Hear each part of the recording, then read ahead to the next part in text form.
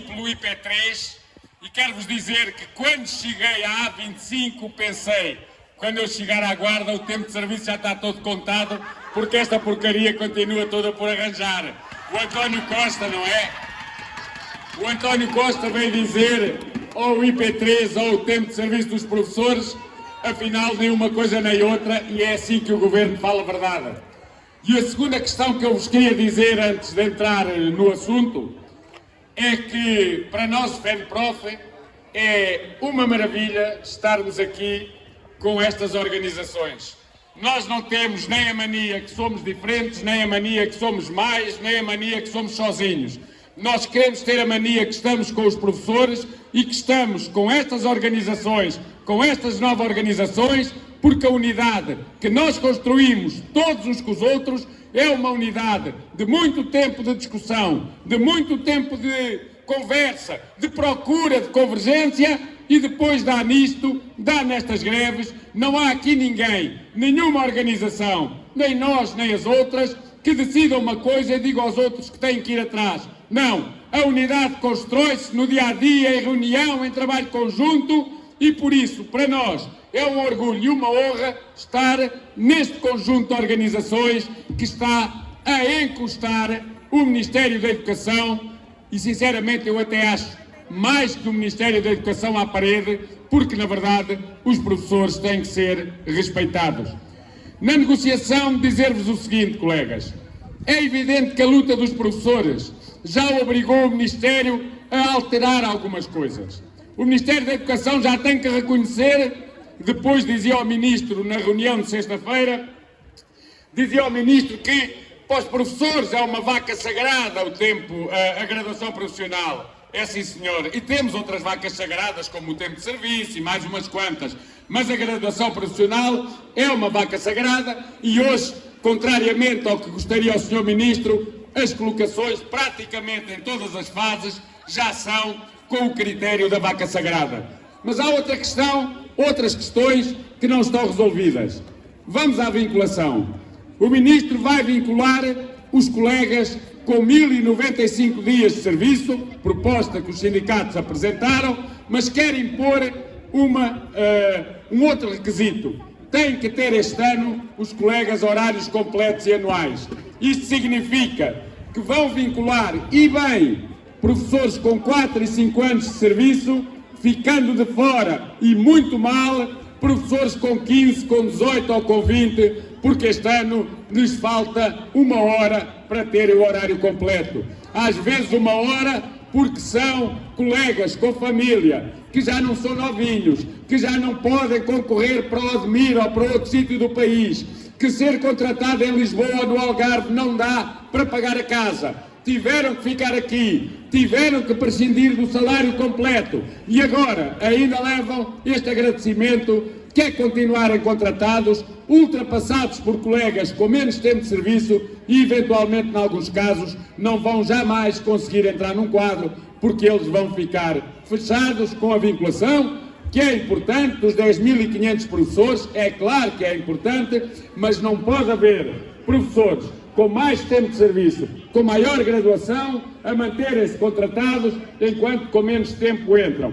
Têm que entrar todos os que, tendo 1095 dias de serviço, estão colocados em horários completos ou incompletos, anuais ou temporários, porque senão é uma tremenda injustiça que vai ser criada. Outra questão, e esta é uma linha vermelha para nós, para os sindicatos, para a FENPROF, mas para todos nós. Outra questão, diz o Ministro da Educação, como sendo, aliás, até fez sair essa notícia para os jornais, que os contratados iriam ter aumento de 350 euros, que vai permitir um contratado chegar ao índice 205, que é o terceiro escalão. Bom, mas há uma diretiva comunitária de 1999 que impede a discriminação salarial devido ao tipo de contrato a termo ou a tempo definitivo que as pessoas têm. Portanto, se o Ministério da Educação mantiver professores a contrato com mais de 12 anos de serviço, e atualmente são cerca de 8.000 os que têm mais de 12 anos de serviço, quer dizer que só permitir irem até ao terceiro escalão, a discriminação salarial vai manter-se e nós iremos, junto à Comissão Europeia, fazer queixa porque o Governo está neste momento com um procedimento por infração por desrespeitar uma diretiva que é obrigatória. Depois, os quadros de zona pedagógica vão ser mais pequenos, é verdade. Aqui deixa de ser a Guarda, o Distrito, depois com um acerto ao outro, e Castelo Branco, é verdade. E vão passar, no caso da Guarda Cidade, por exemplo, a ser a Guarda, a ser Almeida e a ser Sabugal. Mas porquê é que eles fazem isto mais pequeno? Porque, na verdade, isso poderá ser bom ou não. Vamos ver como é que a distribuição se vai dar dos colegas do QZP e se os que são da Guarda vão ficar aqui, ou vão para a Sertã, ou vão para outro sítio. Mas isso, vamos ver. Mas a questão aqui é outra, e tem a ver com quem é dos quadros. Na verdade, o que eles estão a fazer e querem fazer é transformar os professores, todos os professores do quadro de escola e dos quadros de agrupamento, em professores destes QZPs. E basta que um professor aqui da secundária da Sé, aqui da EB23 São Miguel, aqui da Afonso Albuquerque, aqui da Sequeira, aqui de outro sítio qualquer, tenha insuficiência de tempos letivos, que são 12 horas, como quer o Ministério, e um tal de Conselho Local de Diretores, que nós não aceitamos, que seja criado para distribuir serviço, esse professor da secundária da Sé pode ter ido completar o seu horário com umas horas a Almeida e outras a Vilar Formoso.